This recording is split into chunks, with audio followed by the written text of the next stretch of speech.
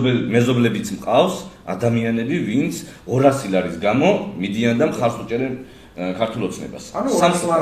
სამწუხაროდ რა, ნახეთ, მაგრამ მეორე აპოკალიფსი რა არის? იცი, იმ ადამიანებისთვის არ გამოჩნდა არც ერთი ღირებული პოლიტიკური პარტია დიდ ეკრანზე, ანუ ფართო მასშტაბით, რომლის გამოც უარს ითქვიან 200 ლარზე. წარმოიდგინე, ორი აბსურდული მომენტი გვაქვს.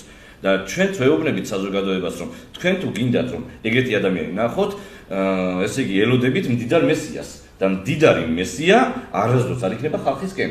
შესაბამისად, ჩვენ უნდა ვეძებოთ ადამიანები, ზვიად გამსახურდიას აქვს მერაბ კოსტავაზე ნათქვა მიგიგის, ესეთი ამბავი, რომ სად გინახოთ მდიდარი პატრიოტი.